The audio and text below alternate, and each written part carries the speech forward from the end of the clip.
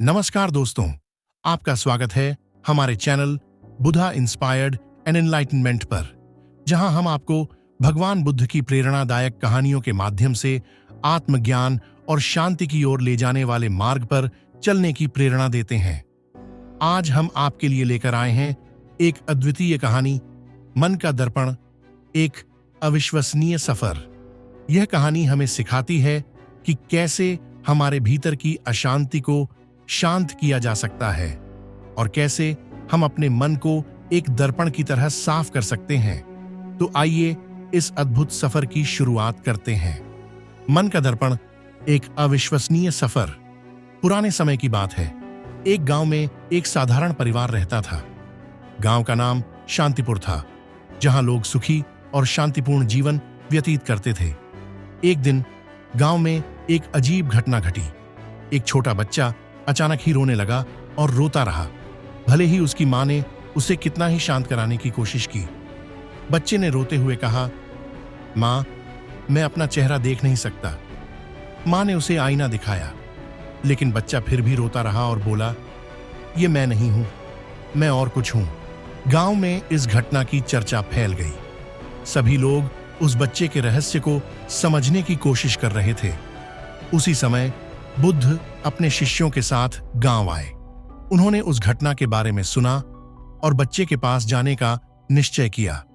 बुद्ध ने बच्चे को गोद में उठाया और उससे पूछा, क्या तुम सच में अपना चेहरा देखना चाहते हो? बच्चा रोते हुए सिर हिला दिया। बुद्ध ने बच्चे को शांत किया और उसे गहरे ध्यान में ले गए। उन्होंने बच्चे से कहा, अपनी आंखें बंद करो और अपने मन को देखो। जो तुम देखोगे वही तुम्हारा असली चेहरा है। बच्चा ध्यान में लीन हो गया। धीरे धीरे उसके चेहरे पर मुस्कान आने लगी। उसने अपनी आंखें खोली और बुद्ध से कहा, अब मैं समझ गया, मेरा असली चेहरा मेरे मन का दर्पण है। उस दिन के बाद गांव में एक चमत्कार हुआ। गांव के लोग अपनी अपनी समस्याओं को बुद्ध के पास ले आए और सभी ने मन के दर्पण में झांकने की कला सीखी। गांव की शांति और बढ़ गई और लोग पहले से भी ज्यादा खुशहाल हो गए। वे समझ गए कि सच्ची शांति बाहर नहीं, बल्कि उनके भीतर है। दूसरी कहानी एक समय की बात है। बुद्ध के एक प्रमुख शिष्य आनंद को बार बार अपने मन की अशांति का सामना करना पड़ता था। वह बाहरी रूप से शांति और संतुलन बनाए रखता था, लेकिन अंदर ही अंदर एक अज्ञात भय और संदेह उसे परेशान करता था।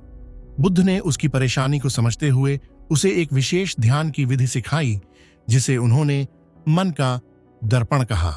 आनंद, जो बुद्ध के सबसे प्रिय शिष्यों में से एक था, अक्सर खुद से पूछता था कि उसने जीवन में इतनी तपस्या और शिक्षा प्राप्त करने के बावजूद मन में शांति क्यों नहीं पा सकी।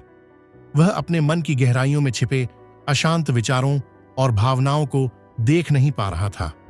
वह एक ऐसी स्थिति में था जहां उसे यह समझ नहीं आ रहा था कि उसकी अशांति का कारण क्या है। बुद्ध ने आनंद को एक दिन बुलाया और कहा, आनंद, तुम्हारे मन में जो अशांति है वह तुम्हारी अंतरात्मा का प्रतिबिंब है। तुम्हें अपने मन के दर्पण में झांकने की आवश्यकता है। बुद्ध ने आनंद को ध्यान की एक विशेष विधि सिखाई, जिसमें उसे अपने मन को एक दर्पण की तरह देखना था, जहां उसके सभी विचार और भावनाएं साफ साफ दिखाई देंगी।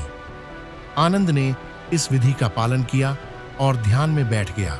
ध्यान की प्रक्रिया में आनंद ने देखा कि उसका मन उन घटनाओं और भावनाओं से भरा हुआ था जिन्हें उसने अतीत में अनदेखा कर दिया था।